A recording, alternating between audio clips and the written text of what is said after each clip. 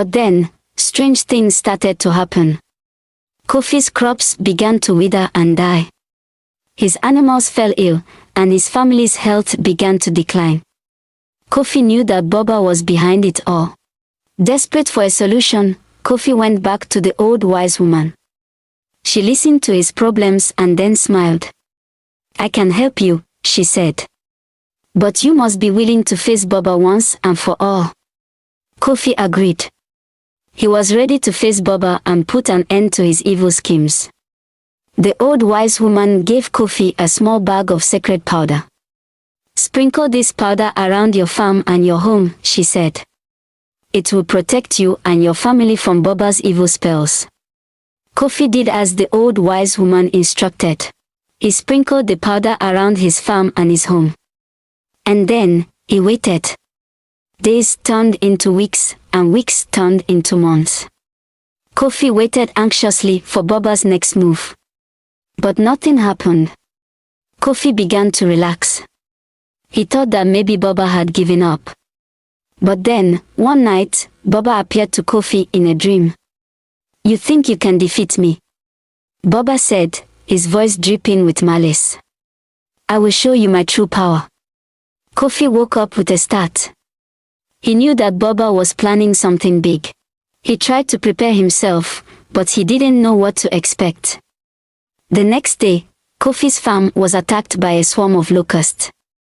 They ate everything in sight, leaving Kofi's farm in ruins. Kofi was devastated. He didn't know how he was going to feed his family. But then, he remembered the old wise woman's words. "Face Baba once and for all," she had said. Kofi knew what he had to do. He gathered his courage and set out to face Baba. As he walked through the forest, Kofi encountered many dangers. He fought off wild animals and navigated through treacherous terrain. But he didn't give up. Finally, after many hours of walking, Kofi arrived at Baba's lair. It was a dark and foreboding place, surrounded by a moat of swirling water. Kofi steeled himself and crossed the moat. He entered Baba's lair, ready to face whatever lay ahead. But as he entered the lair, Kofi was met with a surprise. Baba was not alone. He was surrounded by a group of evil spirits, all of whom were eager to do Baba's bidding. Kofi knew that he was in grave danger. But he didn't back down.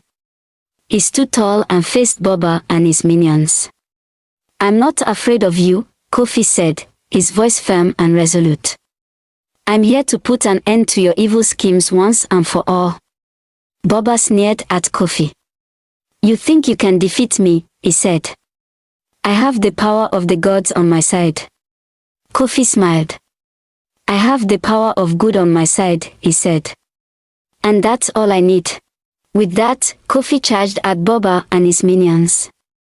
The battle was fierce and intense, with spells and counterspells flying back and forth. But in the end, Kofi emerged victorious. Baba and his minions were defeated, and Kofi was hailed as a hero. Kofi returned to his village a hero. The villagers cheered and celebrated his victory over Baba. Kofi's family was overjoyed to see him return safely. But Kofi knew that his work was far from over. He knew that Baba's defeat would not go unchallenged. The evil spirits that Baba had summoned would surely seek revenge. Kofi spent the next few days preparing for the impending attack.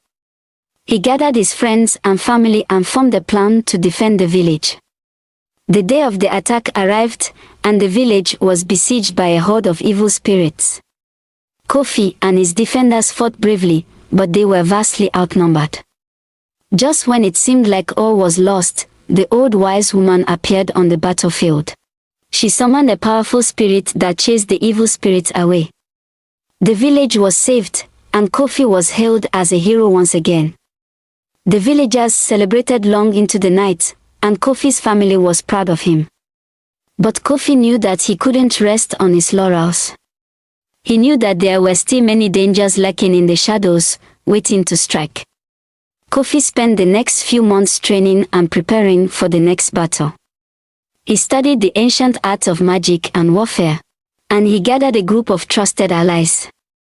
Together, Kofi and his allies set out to rid the land of evil. They traveled to distant villages, fighting against evil spirits and wicked sorcerers. Kofi's reputation grew, and people began to call him the hero of the land. He became a legend in his own time, and his name was whispered in awe and reverence. But Kofi never forgot his humble beginnings.